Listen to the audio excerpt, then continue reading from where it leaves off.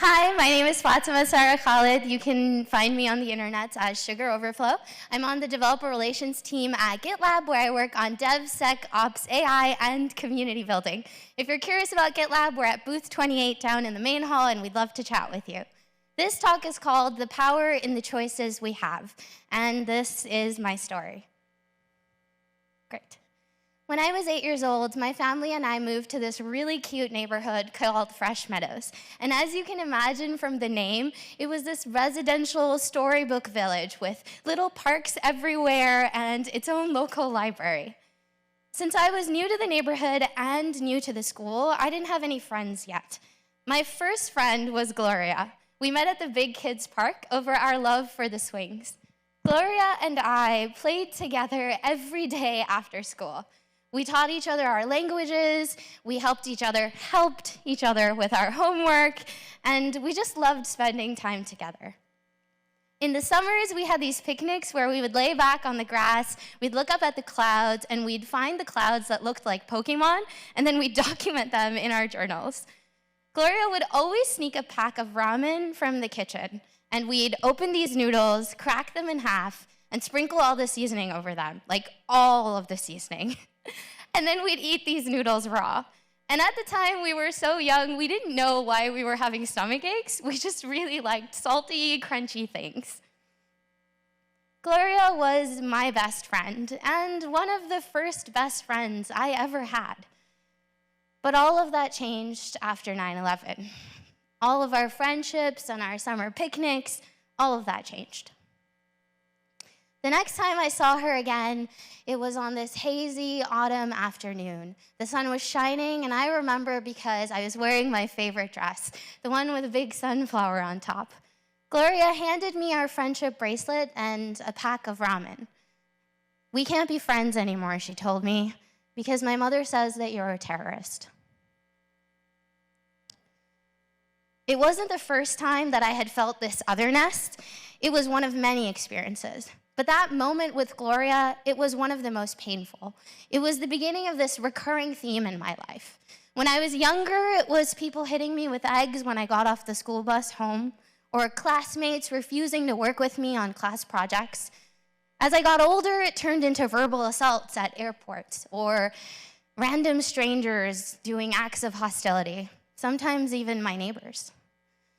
Although each experience on its own felt small to me at the time, the collective impact of it on my life always left me with this reminder, again and again. For some people, you're just never gonna belong. And the reality is, I'm not alone in these experiences. Every Black person, every Indigenous person, every person of color, every non-binary person has these stories too. And they will tell you of the list of stories that they have, of the times when their languages, the times when their cultures, the way they look, their appearances, their beliefs, excluded them from the communities that they thought that they were a part of. And every time an incident happens, we have to question whether we still feel safe in the communities and spaces that we thought we belonged with, whether we still feel safe with the people that we felt safe with. And we have to recognize that exclusion doesn't just happen to people like me. It can happen to any of us. I'm sure that every single person in this room has felt excluded for things that were outside of their control, like your age, or where you live, or your upbringing, or socioeconomic status. And it's during those moments of feeling excluded, I think those moments are the hardest. Dealing with those moments is the hardest. When I tell friends about the things that have happened to me, people trying to harm me in airports or on train stations or late nights walking by myself, they always say, "Why didn't you say something? Why didn't you speak up? Why didn't you defend yourself or fight back?" But here's the thing, it's complicated. Speaking up has consequences. Talking back has consequences. Fighting back has consequences. If there's an argument on the bus and I get into the argument and the bus driver thinks that it's my fault, I'm the one that might have to get off that bus. If that happens on an airplane, I'm the one that's gonna miss my flight. The reality is that the situations in which I stay silent are the situations in which I have no power. Those are the situations where my choices are limited. Like those grayed out options in video games that you can't select just because they're not available.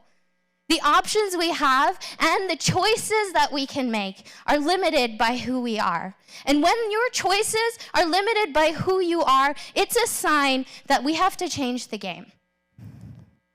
It's a sign that people are being pushed to the side. Like that feeling of being excluded, of being told that you don't belong here, I don't want someone to feel that, at least not as often as I did. And this is why allyship is so important to me. Because allyship is about making sure that nobody feels excluded. Allyship is about standing beside people even if we can't stand in their shoes, even if we could never walk in their shoes. Allyship is about creating this world where belonging is the norm and not the exception. And allyship goes beyond the things we do, like pinning pronouns to our badges, or pronouncing our coworkers' names correctly, or wishing them their special holiday happiness. It's about putting actions behind our words and our commitments, even and especially in situations that we are uncomfortable.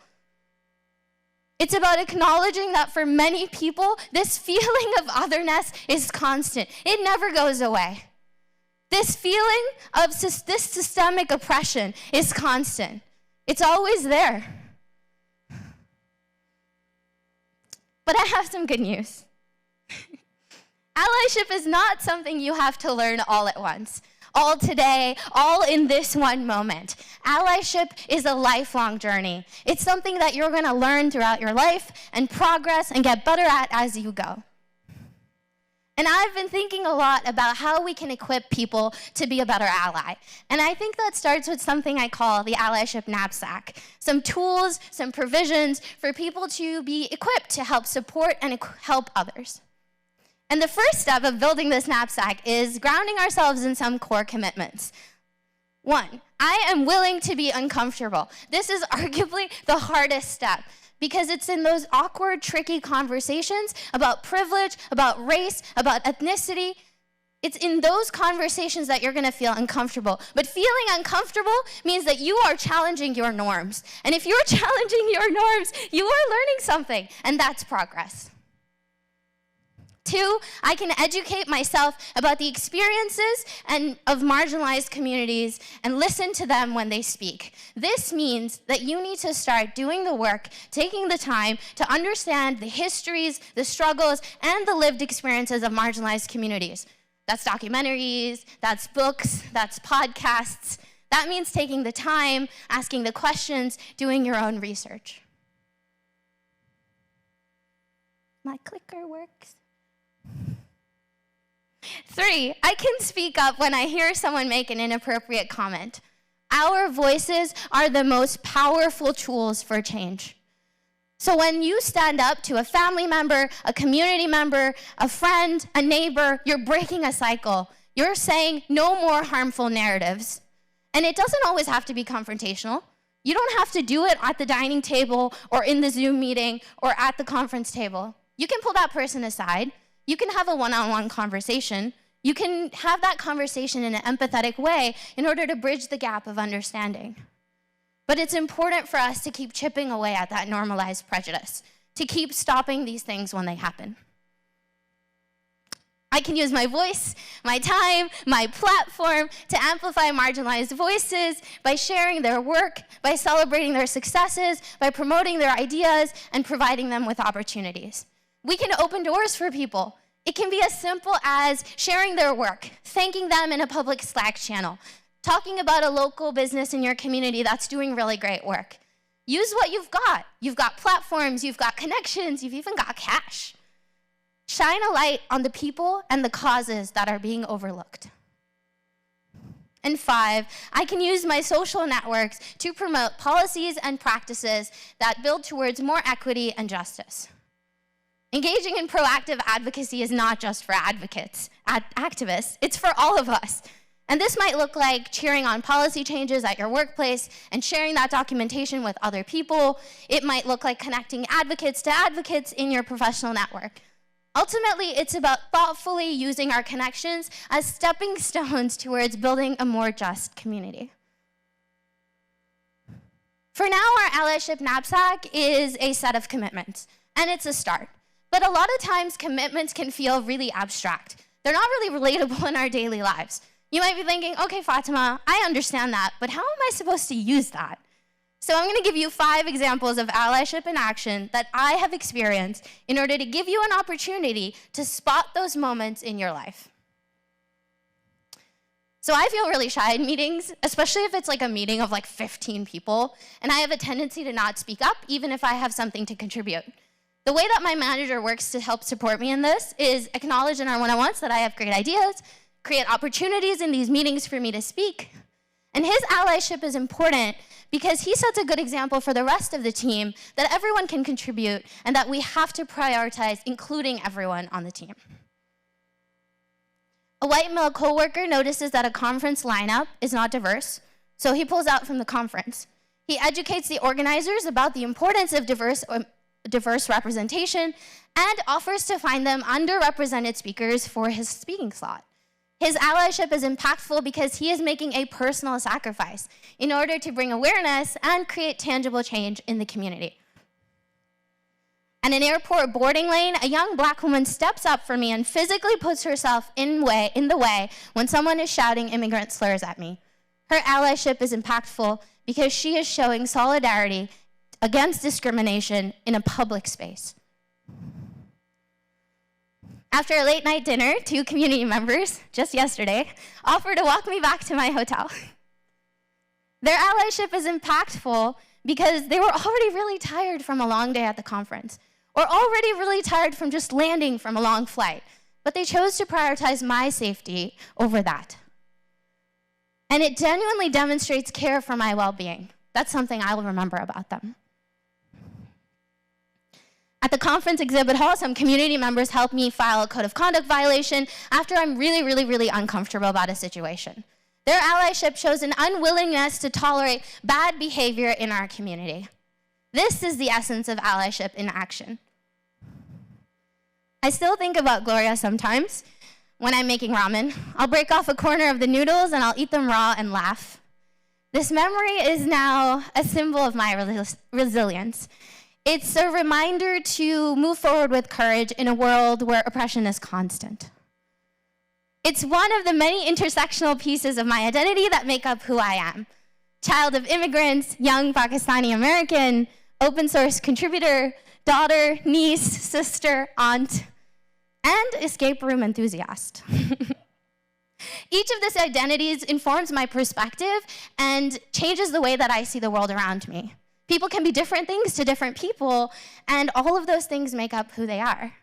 And as we journey through life, we'll continue to build out our identities through the experiences that we have and the choices that we make.